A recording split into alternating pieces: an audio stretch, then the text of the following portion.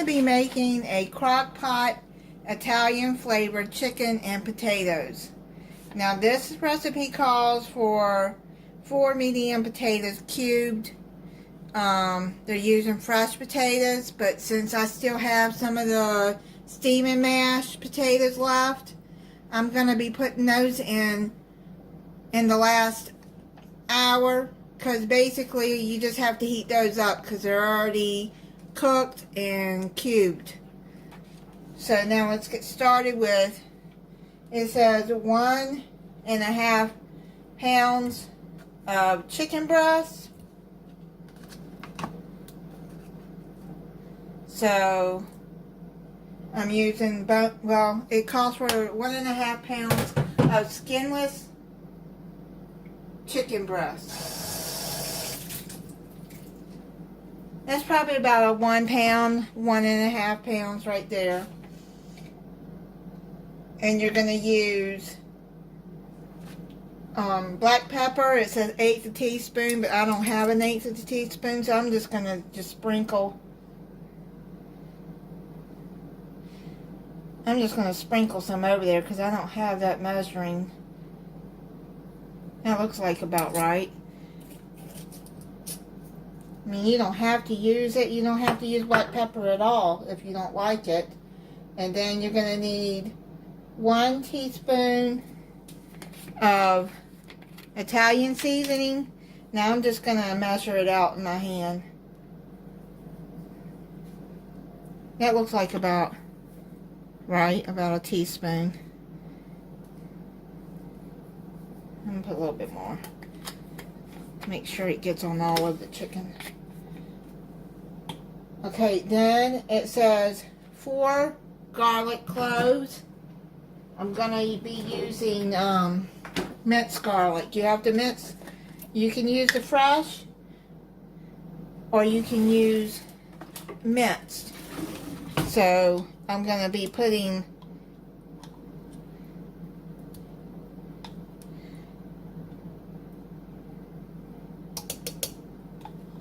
four teaspoons of minced in there. I always stir my garlic up. Okay. Make sure you spray your crock pot first. And then you're going to use a zesty Italian salad dressing. Now you can buy this already made, but I went on and made my own since I had this in my cupboard. So I went on and made it and shook it up. So I'm just gonna have about a 1/2 cup right there. So what I'm gonna do is I'm just going to pour it all over.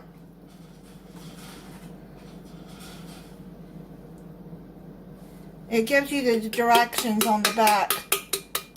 I use white vinegar, olive oil, and water. That's all it takes to make your own with that dry mix. Okay, so then what you do is you cover this and you cook it on low for 6 to 8 hours. And the last hour, I'm going to put the potatoes in and let that cook with it. So I'm going to put these steam and mash. They're pre-cut russet potatoes. I got 1/2 a bag in there. I'm just going to use those. And I'm going to put them on top of the potatoes. And then I'm going to cover it and cook it another hour. It's done. If you're going to use real potatoes from fresh and chop them, put them in the beginning with the chicken. But these are the steam and fresh, steam and mash. If you use those, then put them in the last hour of cooking. And I pressed it down into the juice so it would get the seasoning from the juice. Now the chicken is done, and you can see I'm barely even touching it. That's how tender it is.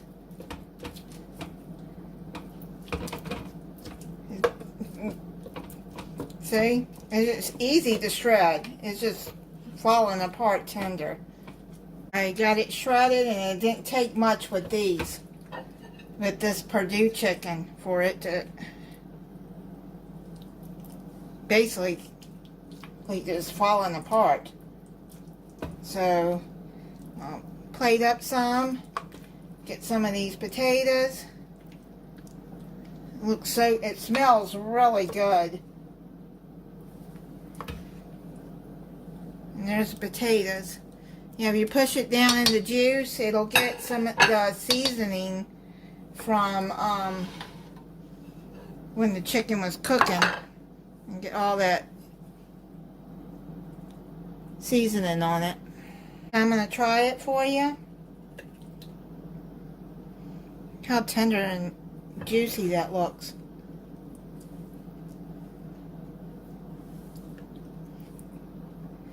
Mmm.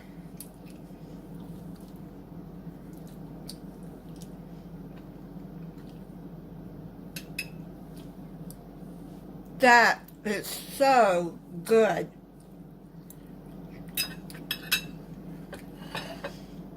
Mmm.